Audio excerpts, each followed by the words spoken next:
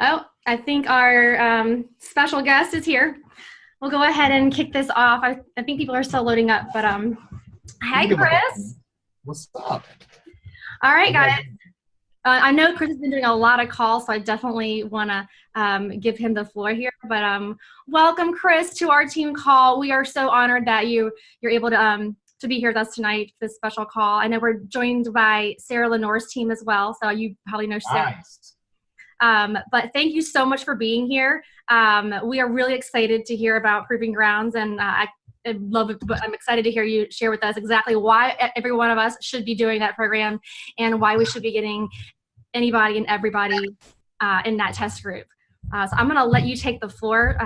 Thank you so much for kicking my tail twice last week. Awesome workouts. I'm really excited about this program. Thanks, Meg. You want to give everybody a couple more minutes to get on? Yeah, I'm happy to do that if you're cool. I know that you're on lots of calls, and I don't want to. No, that's okay. I can wait a couple minutes. I'll give people some time to load. This is definitely a different time than we're usually used to meeting, so. Yeah, it's okay. All right. Be sure, guys, to mute yourself. I can generally do it from my end, but sometimes I'm not able to. I got a robot that brings me water. I'm joking.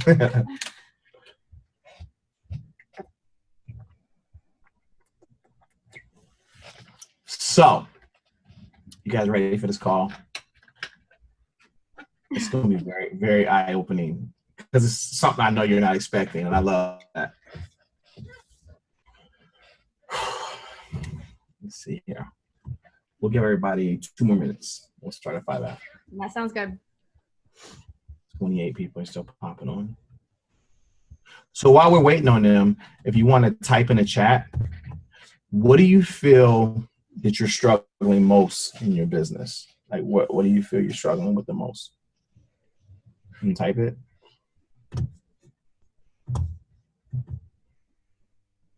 Nothing? Putting myself out there on social media, making connection, belief, getting coaches started right, getting people to invest in money, confidence. Oh, yes. Consistency, self-doubt, confidence for sure. Oh, this is so good. Mm-hmm. I love it. Consistency in fighting, lacking confidence. People come in, everyone wants so much, all for free. It's poverty mindset. Okay, nice. Connection and confidence, unbelievable. All right, so I've done probably 70 calls, like in about a week and a half, 2 weeks. And I can honestly say that 98% of the struggles in the network, and I probably talked about, if I count all 70 calls, several thousand people. So I'm gonna say 97% of them struggle with self-doubt and confidence. And then, no, let me take that back. I'm gonna say 90% is self-doubt and confidence, and about 10% is the whole coaching, part of it, as far as inviting people. And so if I've talked to, let's just say 3,000 people, it's probably more than that, but let's just say 3,000 people, right? If out of 3,000 people, 90% have this belief, right? The same problem. What about the other big, percentage of the coaches in the network that I don't know about? That makes sense? So then when you look at everything and you look at your downline and why the numbers aren't, showing up the way you hope, this is the crutch. This is the handicap. So like the $1 million question is, okay, so what do we do about this? And here in the meantime, I'm gonna take you down 2 different worlds, okay? And I'm gonna tie it all in at the end, and then everybody's gonna get off this call, and you're gonna have a whole new perspective towards yourself first and foremost, and then your business. So You look at like the strain that's on you right now, the heaviness that's on you, the stress to build your business. And it's all because of this one crutch, disbelief. And the other crutch, confidence. And the other crutch, inviting coaches. Someone mentioned in here that people want something for free. And that's a poverty mindset. Can you mute that? Make sure everybody mute it. So if someone wants something for free, that's a poverty mindset. Let's think about, I grew up on welfare. My mom was on welfare, right? And everything was free. It was. She got food stamps, and that was the life we lived when I was growing up. So like, that's a poverty mindset. It really is. So let's go deep on this. This is going to be good. You ready? I'm excited because I'm going to help you solve all the problems of your business right now. So let's look at your business, right? I want everybody just in your head, look at your team. I'm willing to bet you 100% that if you look at your team, it's a reflection of you somewhere. If some of you are go-getters, you probably got a couple go-getters on your team. If some of you who struggle with self-belief, self-confidence, there's probably somebody in your group that has the same thing. If you have a little bit of a procrastination in you, there's a procrastinator in your group. Because what you do when nobody else is around is what you attract in the most. Most people, when people are around, they put on a mask. On that mask, they want you to believe something that they're not. And then when they go home, they take that mask off and they're depressed. They're empty. They feel broken. But you don't know that though, because people don't understand the power of engagement and transparency. I want everybody to think about your business for a second. And we talk about Proven Grounds later, because honestly, if we don't talk about this, there's no point in me talking about Proven Grounds. In fact, if this call goes to 9 o'clock and we don't talk about Proven Grounds, I'm still going to be happy because I don't want to sell you. I don't need to sell you. That's not what I'm about. I need to make sure you leave this call better, even if it's for somebody else's program later. I'm good with that because I can't sit on this platform and watch you guys continue to struggle when you don't want to put me on the platform. That makes sense? So think about your business, small or big, doesn't matter. It's commission-based. There's no promises to a paycheck, right? None. Some of you have resistance at home. Some of you have resistance in your family. Some of you have resistance at work. Some of you are working 2 jobs. Some of you are working 3 jobs, right? Think about the first person you ever signed up in this commission-based business where there's no guaranteed paycheck. Think about the first person you ever signed up as a coach. How'd you feel? How'd you feel? Write it out, chat, put it in the chat. Tell me something. Tell me something. How did that feel? The first person of a job there's no guarantees. Excited. Come on. Amazing. Yep. Amazing. Beautiful. Yep. On top of the world. Yep. That's all internal stuff. Super excited. That's internal. Fulfilled. That's internal. Yep. All right. Perfect. So you have the one coach that you signed up and you felt all these emotions, right? You feel good about yourself. Now, if you signed up 50 or 100, what happened between the first coach and the 100th coach? I'll tell you what happened. All of a sudden, somebody whispered, rank. Got distracted. Somebody mentioned, I make all this money or all these finer things and I'm going on these vacations and I was working this job and then in 6 months I transitioned to full-time coaching. Well, guess what? That was their journey. We all have our own journey. But what my point is, I'm looking and now I'm comparing myself with somebody and I'm competing with somebody. But you didn't compete. You didn't think about rank. You didn't think about nothing when you signed up that first person. And then you got distracted. And all of a sudden, you got distracted and caught up in all this stuff because of one thing only. You didn't love yourself. What, Chris? Come on. What does that have to do with anything? It has everything to do with it. There's one common denominator or one common thing that binds everything with the heartbeat together. humans, dogs, cats, animals, and insects. There's one thing. Think about what I'm saying to you now. There's one thing in a world where there's different races, different religions, different nationalities, a whole bunch of different people. But there's one component that all of us, everything with a heartbeat, has in common. You know what that component is? Love.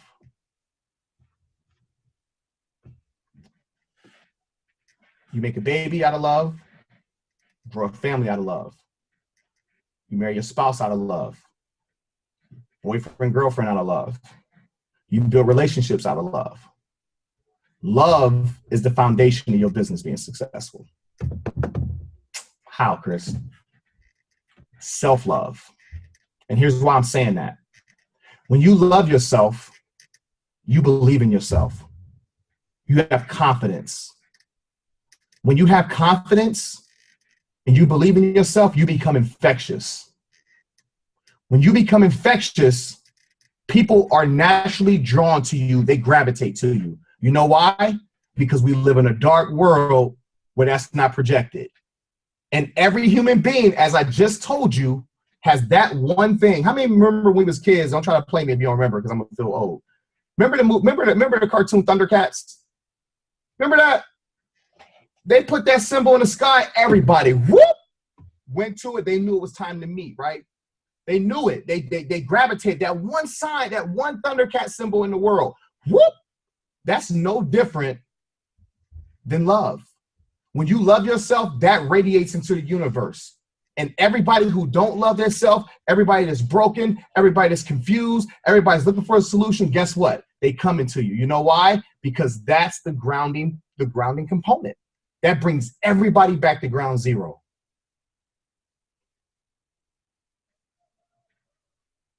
Everybody back to ground zero. How many people have seen a person, whether you're at Starbucks, it doesn't matter where you're at, anywhere, and they walk into the place where you're at and their presence demands attention to a point where you look. Their presence demands attention. And when their presence demands attention, you kind of look at them a couple times, right? And if it's burning on the inside of you, to why did this person just light this room up? You almost got to ask them, like, what do you do for a living? Like, you just came in here and lit this place up. So as the women, you guys are so sly with this, you'll come up to a woman and be like, girl, that's some nice shoes you got, girl. That's a nice bag. Because you know that's what bonds all y'all together. And they say, thank you. I'm sorry, I don't mean to bother you. If you don't mind me asking, what do you do for a living? I'm a Beachbody coach. And you cannot even know what that means. You just know this person came in here and lit this room up with their presence, right? You have no idea what a Beachbody coach means or anything about that. Let me ask you a question. Because this person says they're a Beachbody coach, there's a part of you that's going to say, I almost want to know what this is. Because you just lit this room up. And there's something different about you than everybody else in here. When that person walked in there and their presence demanded attention, was they talking about a challenge pack? No. Was they talking about a program? No. What did they sell to you? They sold their self. And when you ask what they did for a living, and they said a Beachbody coach, and if you get that extra conversation with them, then they're going to talk about a challenge pack and talk about the business and what they actually do for a living. But the first thing they sold was themselves. By loving themselves, having confidence, believing in themselves, becoming infectious, and carrying that everywhere they go. As a super trainer, my ultimate goal was to create a program for everybody. Because to me, that represents wealth in character, wealth in a person, wealth in a gift, right? If I can reach all humanity, no matter what, I'm going to consider myself being successful. Because if I create a program that's only for certain people, all I'm doing is contributing to what the world is already doing, division, competition, and all these things. And I don't want to do with that. So all my programs have to represent a certain bit of welcoming, Like you have to, even if you got to modify, even if it's down to the.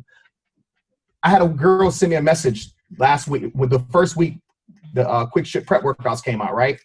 She said, I just want to send you a message, said thank you for adding modifying so many modifying movements in this program. I said, oh, you're welcome. She was like, I said, I'm glad you were able to get through it. Because I try to return all my message. She said, you don't understand. I'm in a wheelchair and I did quick shift speed. Whoa. What do you mean you're in a wheelchair? And I started thinking, she went around the marker, lifted up her wheelchair, touched it, went around the other side, lifted up her wheelchair. I'm sitting here saying to myself, what? You did this in a wheelchair? Wow.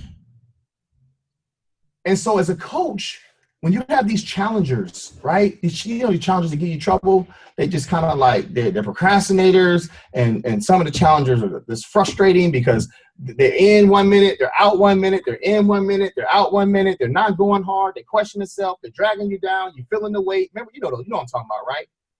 As a coach, did you ever stop to think, why is this person this way? There's been a series of events that's happened to this person prior to this moment that you don't know about is the reason for these actions.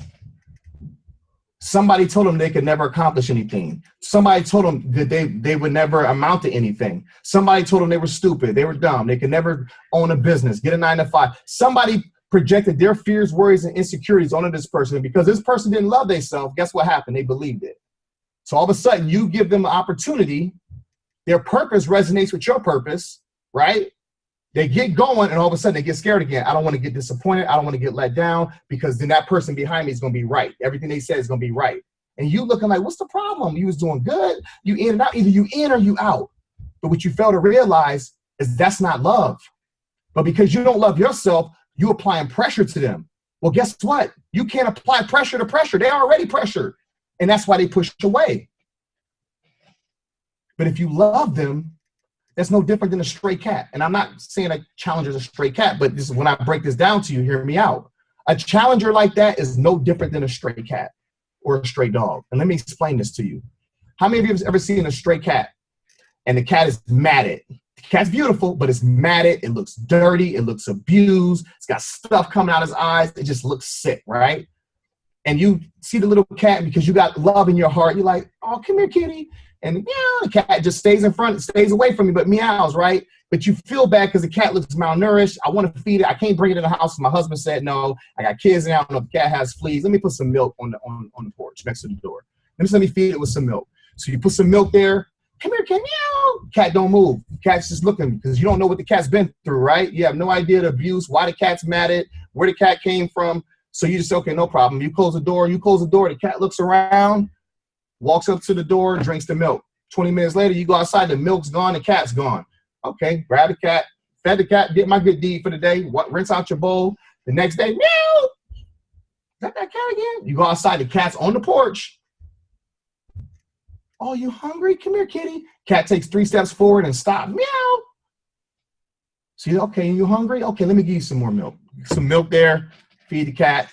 The next day, it's raining, it's thunderstorming, it's crazy outside, right? You see that cat, meow. You're like, honey, can I just bring the cat in the house? No, you can't bring the cat in the house. We don't know what the cat got. I know, but it's raining, it's hailing. I don't want the cat to get hurt. Put it in the basement, in a box. You go downstairs, you get the box, you make a little bed for it, you get some food, some table scraps, and you grab some milk, you grab a towel, because you don't want to touch it, put the cat in the box, let the cat run around the bed. Please down here, we get the house bomb, no problem. And the cat is broken, matted, hurt, malnourished, and the cat starts purring, even at its broken state. And why is that? Because you demonstrated love, right? So you tossing and turning, you can't sleep, you go downstairs, you go pick up the cat's curled up, all cute, sleep, and you get up the next day, and take the cat to the vet. You get the cat shots, find a buddy's a groomer, or go to a groomer, they can get you in, you get the cat all fixed up. Nothing wrong with the cat. Cat's running around your house. I'm keeping him. There's nothing wrong with the cat. I'm keeping the cat. Cat follow you everywhere you go. Sit down, watch a movie. Meow, comes up underneath you purring. And you realize this cat is loyal to me. Everywhere I go, the cat go. I can call the cat, it runs to me. All the cat wanted was love. This cat will never leave my side. That's no different than a challenger. If you got a challenger that's giving you resistance, it ain't them, it's you. There's something inside of you need to develop as a coach to remove the blinders off this challenger's eyes. Because I promise you one thing, if you can hold their hand, however long it takes, and walk them through this, their doubts, fears, insecurities, and worries, trust me, you're going to sign up coaches that's going to hit the ground running. Perfect. But it's these coaches right here that you remove the blinders off of, and they start loving themselves, they're going to teach people just like them. And they're going to teach people, and they're going to teach people, and they're going to teach you. Before you know it, your whole team then grew. Why? Because you led with love. Does that make sense to you? If that's the number one common denominator in all humanity and dogs and animals, why isn't that the foundation of their business? Think about this for a second. So let's look at the impact I've been so humbled and grateful to have, right? I know there's not another super trainer like me. I don't care how much money they make. I don't care how successful. I don't care how many plaques, how many views. I don't care. Ain't nobody on that team anywhere near like me, period. You know why I can say that? I can say that because I'm smart enough to realize if it wasn't for the coaches, I wouldn't be here. So what you guys failed to realize 2 years ago, I had disconnection notices, almost lost my house, almost lost my gyms, had no money. I'm in a grocery store 4 weeks ago with my two little ones. I'm paying for my groceries, and I look to the right, to the door, right? And I saw a Shift Shop shirt. And I'm like, what? That's weird. And as I get closer to the door, the lady does this. Well, bobbles her head, knees, doing high knees, excited, right? And as I walk closer, she said, oh my gosh, I thought that was you. And she said, oh my gosh, I don't even have my phone. So you don't need your phone. I got mine. I grabbed my phone, right? So come here, put my arm around her, gave her a kiss on her cheek, took a selfie, right? I said, thank you. She was like, well, why are you thanking me? I should be thanking you. I said, well, it's because of you and the rest of the network, I'm able to buy these groceries. And she started crying. I said, think about what I just said, though. Like, thank you. She looked at me like there was something wrong with me for saying this. And I started realizing, y'all really don't know y'all's value, do you? You know mine. She shook every organ in her body, in her head, everything, because I was walking close. But she failed to realize because of her and you guys, I was able to spend $200-something on groceries that 2 years ago I couldn't even do. But she saw the value in me, but don't see the value in herself. So what I'm asking you guys to understand is your role in this. You're the heartbeat of this company, guys. There's got to be a part of you that has to start saying to yourself, you know what? When times get tough and you get down, wait a minute. No, nothing's down. This is perspective. Chris couldn't pay his bills 2 years ago because me and the rest of the coaches, he could buy groceries. If he can buy groceries, I can buy groceries because I helped put him there. And you start going down the line to the other trainers. Y'all did that. If you notice certain events, I'm almost always late at the events. You know why? Because I take that last picture. Every time I take a picture with a coach and see it on social media, that reminds me, stay humble. It's because of them that you hear. I'll tell my handler in a second, bro, I'm just gonna have to be late. What they gonna do? They can't start without me anyway. I gotta take this picture. Because I need you guys to see the big picture in this. The reason why my impact has gotten so big is because I lead with my heart. If I didn't love myself, there's no way I would have the confidence to say the things I say, do the things I do. And I project that love to you guys. Why? Because that's what we have in common. And no matter how much you doubt and how broken you are, or how much your business is struggling, or how much your marriage is struggling, or how much everything else is struggling, if I'm projecting love to you, you always come to me. So what should that tell you? Funniest thing happened yesterday before the live workout, right? They started getting questions in. Somebody was like, is Chris gonna take his shirt off today? I said, no. Why would I take my shirt off? Like, why would I take my shirt off? Okay, so I take my shirt off and then what happens? Some married woman is gonna start lusting after me, right? It's supposed to be a family-oriented business. Why do I want to put that kind of strain in somebody's home like that? Because she's looking at my body and not looking at the words that's coming out of my mouth. Think about what I'm saying to you. Why do I want to do that? Why would I want to bring division in something where I'm trying to bring people together? Because that's what's going to happen. She might not tell her husband, but she's going to start having fantasies.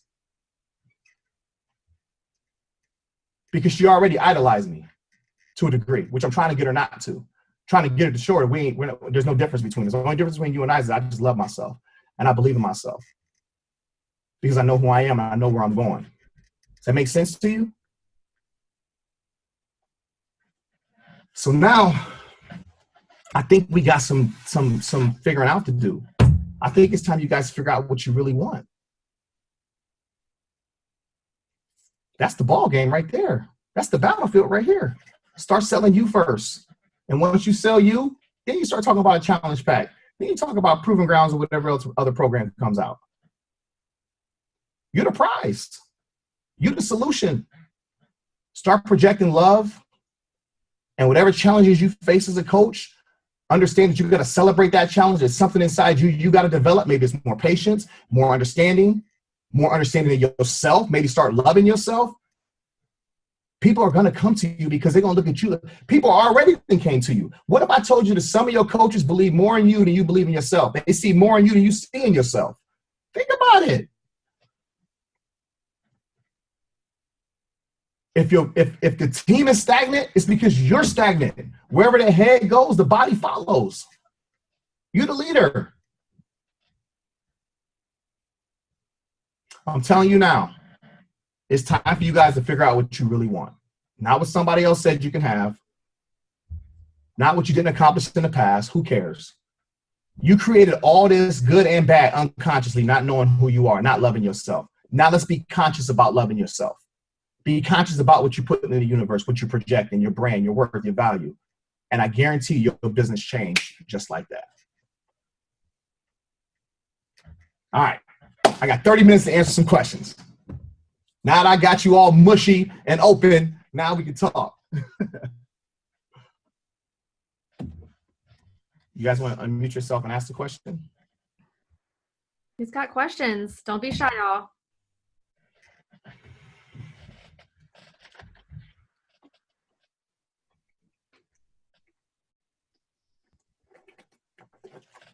No questions? Okay. Let me see. Let me make this bigger real quick. What or how did you learn to become so humble? Man, I had so many hooks, jabs, and uppercuts that I self-inflicted on myself. That's a no-brainer. Like, man, I just know that, like, I just see the big picture in things, man. I really do. All this is beautiful. I love, the opportunity was presented before me, but I also realized that, one moment of arrogance is the beginning of a downfall, and I'm just not willing to risk that.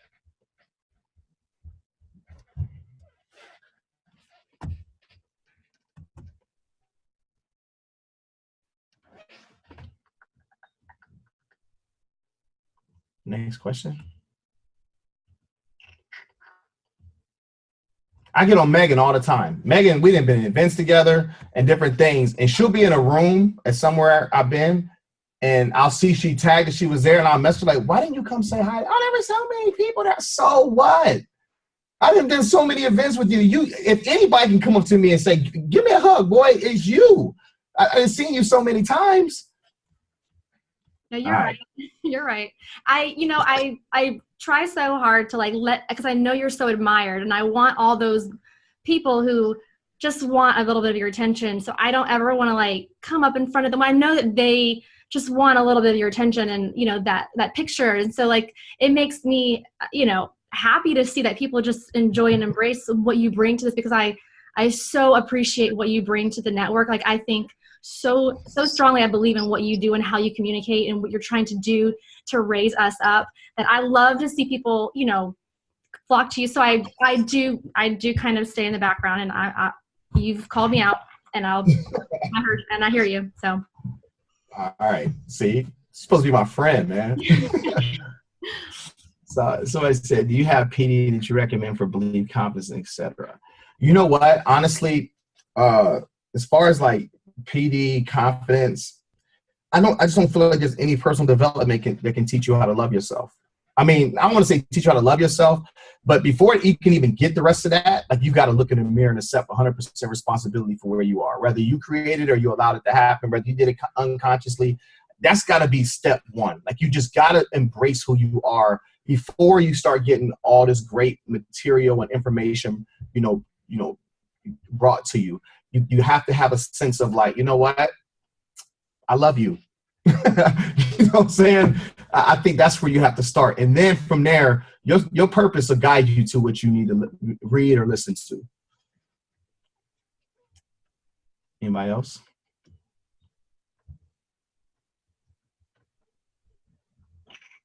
So as far as the coach test group, in case you forget to ask, I get asked all the time, this is what you get in the coach test group.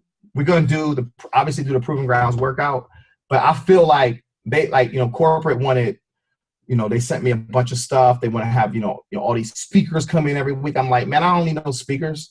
I was like, no, well, I want to help them. This is for their business. I can help them with their business. I said, I'll allow maybe 2, but the first 2 weeks, I need to talk to them. Because I only got 4 weeks. I don't have 80 days. I don't have 8 weeks. I got 4 weeks to make sure you lead this group physically better and mentally better. And that's why, with this program, people don't understand. Like I sit back and I watch and I see what's lacking, right? And when not 80 Obsession, but 2B Mindset, when 2B Mindset came out and I watched it just hit the roof, I was like, that was genius. That was genius, because that's a whole group of people who don't feel like they belong in this network, right? They don't feel like they have a place or a voice because they don't walk around with carrots and celery in a bag or just eat clean. Everybody don't eat clean all the time, guys. That's just how people are. You don't know their story. You don't know why they eat the way they eat. If we love them, maybe we can educate them on how to eat better. So when I'm watching this thing break this, sales records and all, I'm saying to myself, all right, we was already in the pre stages of coming up with a concept to relaunch Shift Shot, right? I said, all right, I want to add a prep week because I knew the prep week would complement the 2B Mindset people. I knew that 15-minute workout was enough. Even if they just stood there for 15 minutes, it was enough for them to feel like they were welcome to something. The worst thing you can do as a trainer is to create a program where a person feel like they just can't do it. Because then that's going to trick what? It's going to make them feel down, and all of a sudden their eating is going to go to crap because they feel like they can't be a part of what everybody else is doing. So I created the prep workouts, and with the prep workouts, what's so cool about it is I structured it so the modifier can just enjoy the process of it. And you saw the Tulum video. That's real stuff. But then those who train hard, that 15 minutes is going to kick your butt. If you push it, it's in and out, right? And then you'll go 4 days during prep week with that, and then you'll lay your baseline with Proving Grounds. So Friday will be Proving Ground Speed. Saturday will be Proving Ground Strength. Proving Ground Speed. Did you do the workout on Thursday, Megan, in Vegas? Thursday? So yes. Thursday, I put them through Proving Ground Speed. It was it was awesome. So the cool part about this is I knew that like I wanted to bring in like the whole mind, body, and soul together, right? So with Proving Ground Speed, there's 15 1-minute exercises, right? And you got to track your reps. So the reason why I wanted to track the reps is because I wanted to work on your mind. And the last thing you want to do, and I even played with the crowd a little bit, we didn't have markers and we didn't have scorecards, but I asked them to count their reps in that minute. And many of them was like, I don't know how many I had. So when you do this program, you actually have your score sheet. If you do grass pickers and you can't remember how many reps you have, do you realize how ticked off you're going to be? You just did all that work for a minute and don't know how many reps. Now, let's just say week 1, you have 50, right? 50 grass pickers, you write down 50. And then you go to the second exercise, you do lateral burpees, you have 20. Now you got 70 points, you got 13 more exercises left. You knock out the other 13 exercises, you have 150 points, right? That's your baseline with Proving Ground Speed. You go to strength, you track your weights and your reps. Now you go into speed 25. So now speed 25, you're working on your conditioning, you're working on your form because you're using those same movements, again, to test Friday and Saturday. So you got speed 25 strength, back to Proving Grounds. Your Proving Grounds test, the second time you look at your scorecard, I had 50 grass pickers. last time. I gotta beat that. So you go all out for a minute, you get 45. You can't get down. Why can't you get down? Because I told you, you want to track all those reps and focus on the big picture, which is the 150. So you're thinking to yourself, okay, I got 14 exercises to make up for these 5 reps and I'm in the hole in right now. So you bust your butt throughout the program, stand engaged, counting, and you have 165 points at the end of that workout. Is that victory? Absolutely. You got 15 extra points than you had week 1. Then you go in a 35 series, same thing, back Friday and Saturday, proving ground speed, proving ground strength. You have 176. Then you go again to the 45 series, now you got 200. Now you're looking at this paper, and you went from 150 to 165, 176, 200. That's a confidence booster right there. And all along while you're doing this, you ain't even paying attention to your weight. You look in the mirror, and you done lost all this weight. So in 4 weeks, you done got sharper mentally because I'm forcing you to be present. The last thing you want to do is do all that work, not know your reps, can't rewind me because you're tired. I'm already queuing for the next move, and you don't want to have a 0 there. See what I'm saying? So now you step out of this program 4 weeks later, mentally engaged, physically fit, right? You step into your business, mentally engaged. You step home to your family, mentally engaged. I trained your mind to be present, to be in the moment. Modifiers, if you guys got modifiers going through it, just have them go through it. First prep week, they modified everything. No big deal. They go into speed 25, they modified less. A couple movements they didn't modify. Is that victory? Absolutely. Going to the 35 series, they modified less. 45 series, they modified even less than that. They look in the program, first week they modified, second week modified less, third week modified even more, fourth week modified even more. That's victory. Now you done gave this person confidence, right? I'm gonna go through the program again, and this is how I'm gonna track it. And then they track, and they track, and they track. All along, you just took a person that modifies and just gave them complete confidence. What are they gonna do? Lead a program and go share it. They're gonna make all the toolings of the world feel like this is welcoming. Just modify the whole thing until you don't have to modify anymore. And ultimately, what does it do? Grow your business. You can't compete with nobody with this. The only competition is the person you see in the mirror. That's it. So I'm forcing you to love yourself in this program. So that's it. Jessica is asking about how, like, the best way, I guess, to describe it. If I'm a coach, right? It's gonna sound corny, but it works. If I'm a coach and you want to describe this program, I would just ask somebody, do you want to go through an experience for 4 weeks where you feel your absolute best? And I mean, you getting personal development and a workout that you can go at your own pace. That's it. Who's going to say no to that? Because you say personal development, and that's exactly, I'm more motivating in Proving Grounds than I ever was in Shift Shop. Like, you're going to think I'm standing right next to you. The meal plan, is the meal plan changing, or is that similar to the original? So I went way left field with the meal plan. The meal plan is, if you have a challenger, just recommend the Shift Shop meal plan to them because they don't know anything else. But to those of you who've done multiple programs, I just felt it was best that you did whatever meal plan from whatever program that made you feel the best. They got you the best results. Use that meal plan with my program because I want you to feel good. I want you to be your best. Even if it's in Shift Shop, I'm fine with that. I'm humble enough that I'm fine with that because I know if the way I structure this program, if you feel good with what you're eating, you guys are going to go all out. And so it's just important to me that you feel good week by week. So I want you to do whatever meal plan has got you the most success. I will tell you this, though. If you do the Shift Shop meal plan, implement intermittent fasting with it, and you're going to see a miracle. I just didn't have the time to really incorporate that and bring all the literature to it. I just didn't have the time. So I'm just telling you, I'm suggesting it. If you can do intermittent fasting with your meal plan, your body is going to change rapidly. So Therese is asking about if someone hasn't done, I guess, Shift Shop, would you recommend they do that first, or can they go straight to the Proving Grounds format? So here's the thing. The program is called Shift Shop Proving Grounds. It's one program. The only difference is I added a prep week. So you just have them do Shift Shop. It's the same program. It's not like I'm just going to do the Proving Grounds workouts. No, they're together. So that the first week would be the Proving Grounds prep and the Proving Grounds baseline. Then you going into Speed 25, then back to the Proving Grounds on Friday and Saturday. So you get Proving Grounds every week. You see what I'm saying? It's not like I'm just going to do the Proving Grounds. It's only 4 workouts. And I implemented them in the prep week, Monday through Thursday, and every Friday and Saturday, week 1, 2, 3, and 4, you test. So look at it like this. You're in the shop to prepare to test on the grounds. It's 2 different locations. Got it. Intermittent fasting. Someone's asking how long would the fasting be? So like what window are you suggesting? And then Laura's asking about working at like the timing of your workout with intermittent fasting.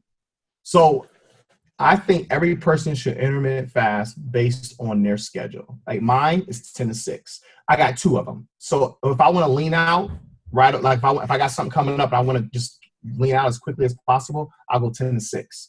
Just because I do my last conditioning from 6 to 7 and I won't eat after that. I'll just have like Shakeology or something, but I won't eat. But if I'm just casually lifestyle living, I go 11 to 7. That, believe it or not, that extra hour is a big deal when you eat. I know people, that's only an hour. Trust me.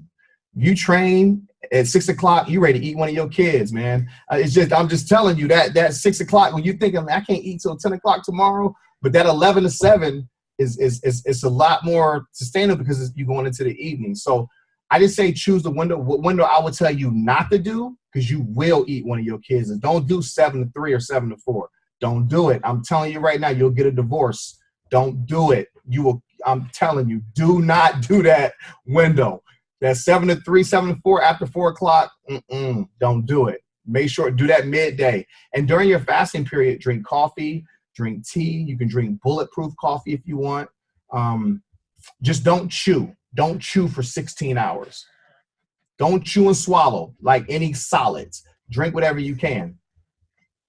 Energize is good during it, and try to, if you can, if you're a morning person, train at a fasted state, because you're going to straight burn body fat.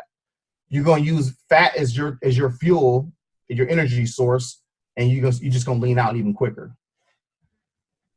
So I think this one was higher up. Mary asked, this is not related to the program. She said, are there daily things like affirmations or anything that you encourage people to do to gain that self-love and or confidence?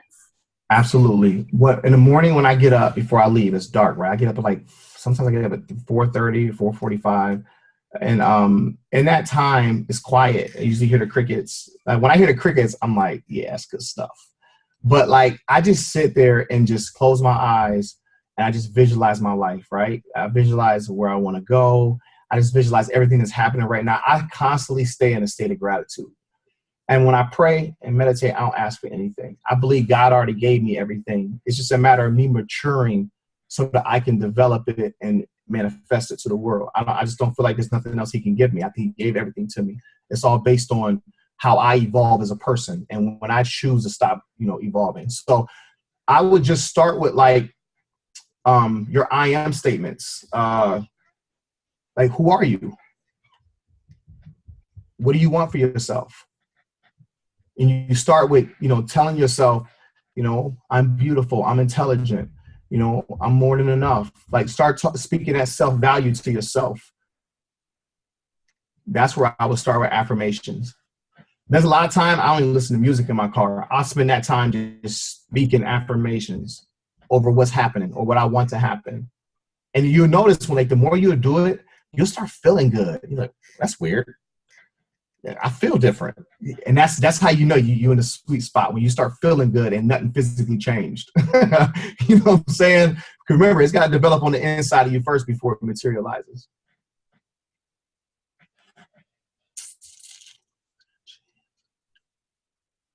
Nope, there's no change in the meal plan.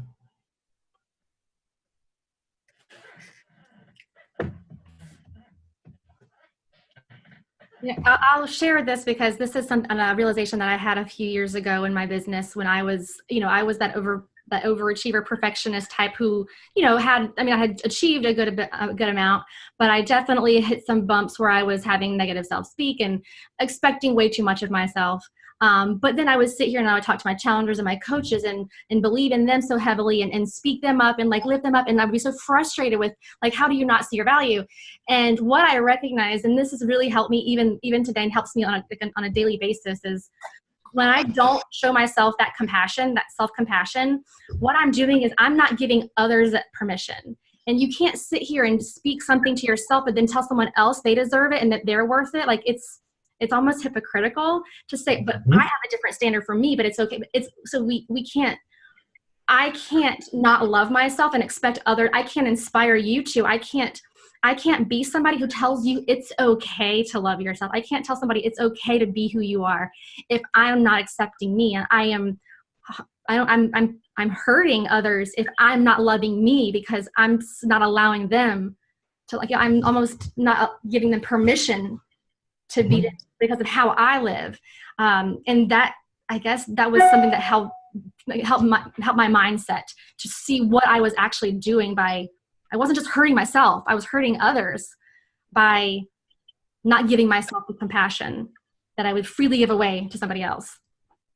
That is so true. There's a situation, guys. I don't know if I've told you this, Megan, but just to kind of piggyback what she said, that's 100% real. So I have this story that I've told it a few times, and I don't really tell it in my groups where I have this 9-week personal development program, Power of I Am. You probably see me post about it, right?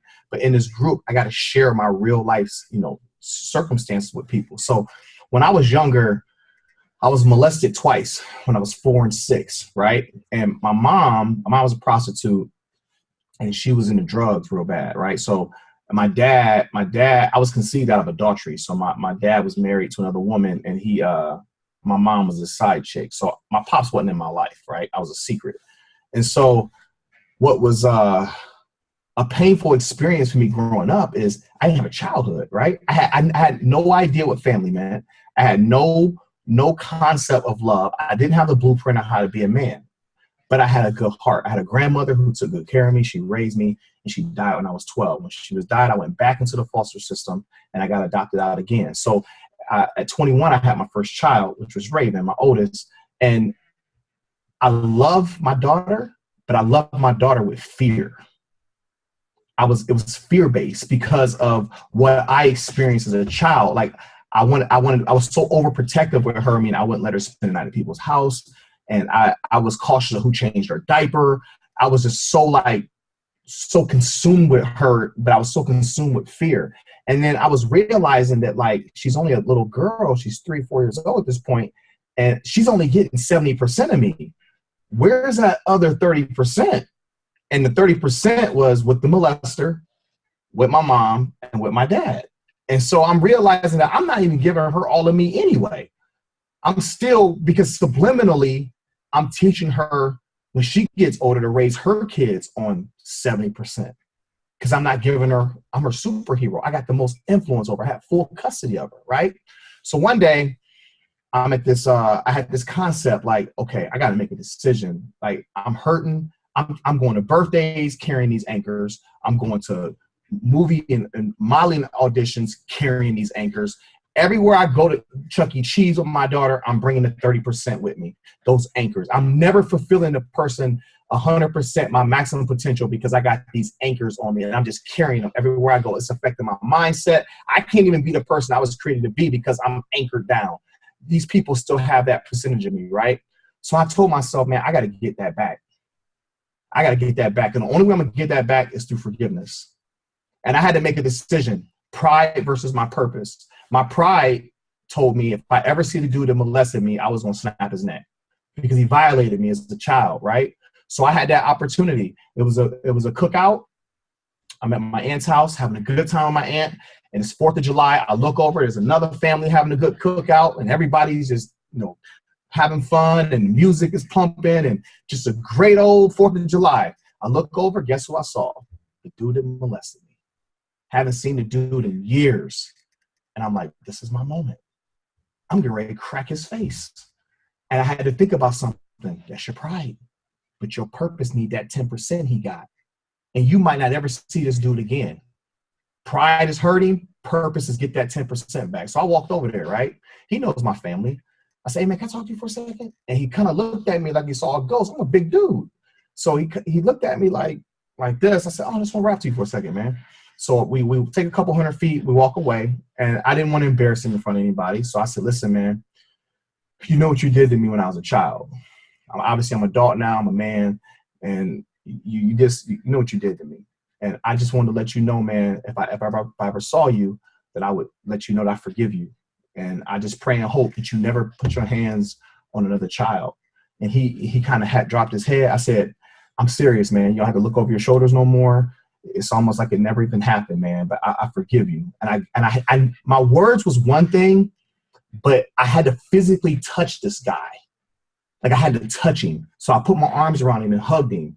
And when I hugged him, you could see the conviction on him. And he just dropped his head. He said, I'm really sorry that I did that to you. And that's what he said to me, right? So I dapped him up and I walked away. I told him have a good day. And I go back to my aunt. And at this point, like my emotions is brewing, right? And my family's there. So I'm like, you know, I'm going to go home. I'll be back later. I wasn't coming back. I got in my car and I got around the corner, Waterworks Central, bawling. Like I'm talking about the tears that like, you know, the tears that take your breath away. You like you can't even talk. And it just, I could barely see in front of me. And I'm like bawling, right? So I get to my apartment. My daughter's at her mom's for the weekend.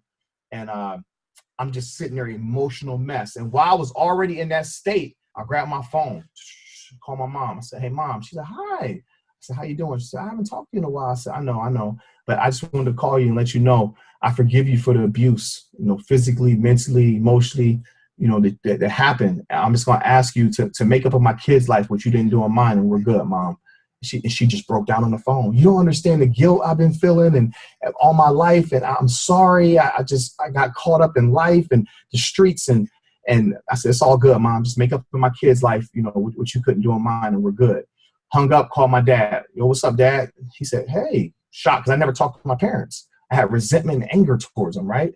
I said, hey, man, I just wanted to let you know I forgive you for not being there for me, for not teaching me how to be a man. And just make up in my kid's life what you couldn't do in mine, dad, and we good, man. I'll spend time with you. I'll treat you as if that never happened. My pops cried for the first time in 10 years, like bawled his eyes out. Chris, I'm sorry. I just feel like you don't need me. I didn't help you accomplish anything. I said, it's okay, dad. Let's just help just be a part of my kid's life. I get off the phone, y'all, and I'm bawling even more. I'm bawling, right? Just bawling my eyes out. And I realized something. In my bawling state, there was one more person I didn't forgive. And this is week 2 of my Power of I Am program. I didn't forgive me. So I go in front of this mirror, right? And I'm bawling, y'all. And I'm pointing, I'm sorry for putting all this pressure on you. I'm sorry for loving my daughter out of fear and raising my daughter out of fear. I'm sorry for taking you to auditions and birthdays and with all this pain and not speaking up sooner and putting all this pressure and looking in the mirror and not liking the reflection you see. I just started apologizing to myself. And all these tears, guys, that I felt, right? All this pain immediately just start transitioning into passion. And that's the passion you see at these workouts. All this motivation, where do you think that come from?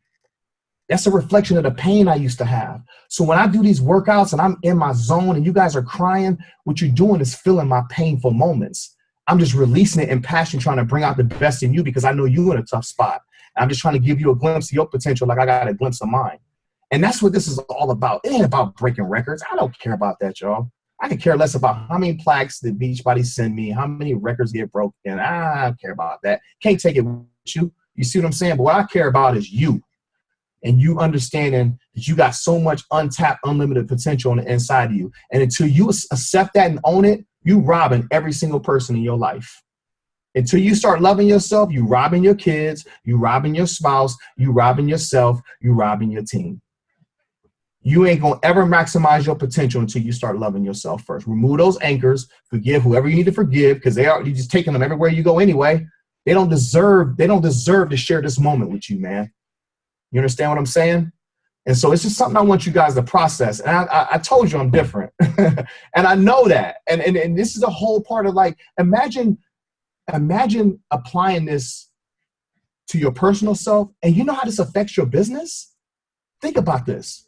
You taking them anchors to your business with you, and you wonder why you sometimes confused and stressed out and can't get that marketing strategy. You know it's inside of you, but it hasn't come to you yet. It's because you got anchors. Free yourself. I forgave my mom. I forgave the molester. I forgave my dad for one reason only. I didn't do it for them. I did it for me. I needed that 30% back. And if it wasn't for that 30%, there's no way in this world I'd be the person I am today. It'd be impossible. I still be living below my potential. The key now is to not allow myself to get resentful, to not allow myself to go back down that path, because I already know what it took to, what it did to me last time. And it would be even worse now because of the power influence I have. Does that make sense? So I'm gonna leave you with that. You chew on that for a little bit today. Chris, thank you so much for your time. This was awesome. I think this is exactly what all of us need to hear. And these reminders are they're very powerful. So we really appreciate you, appreciate what you do for the network at large, but definitely for your time tonight. All right, guys, process what you want, and you know what you need to do. You got all the power. All right, guys, I love you. Appreciate you. Thank you for everything. I mean that from my heart. I'll see you soon. Bye. Ooh. All right, y'all. Well, it's almost 9 o'clock, but I hope that blessed you guys. I know probably most people expected to get a little bit more talk on the program and a little bit more like fact-based stuff, but honestly, this is what I feel like most of us need more than anything. So I hope you guys took away a lot with that. I hope to see a lot of you guys doing this program. I think a lot of us will be very blessed by his what he brings to the table. You might all just need a big cry right now. I know, I'm pretty emotional myself. But yeah, I do ask that. I just encourage you to take some time and to take his questions like seriously, and not like, it's not a hypothetical question. Like, to ask yourself these questions that he asked, and to think about what you're not forgiving yourself for, where you're not giving yourself grace, where you're each day still kicking yourself for who you think you should be and what you're not doing. I really pray that this speaks to you. So have an awesome week. I don't know about Tuesday night if we're going to do another team call. I have an idea, but I'm not going to share it until I'm positive. I don't want to like take two nights away from you. However, I do feel like there's some value in us sharing some kind of steps to maximize this program and the launch of it. But it's kind of, it's time sensitive. It's coming next Monday, so I'll keep you guys posted. But anyway, I hope you have an awesome week. I'm excited for what this program is going to bring to all of us. Yes. Oh yes, there is a launch group. It's all in the it's all just under Fall Faves. Team Phoenix Fall Faves. If you go to the team page, there's like a linked group. Things are happening in there. We have leaders in there stepping up. Thank you so much, Chris Stauffer and Andrea, for leveraging this program and kind of taking leadership roles in that environment. But guys, hop in there and take advantage of anything that you can. All right. Have a great week. I'll talk to you guys all later.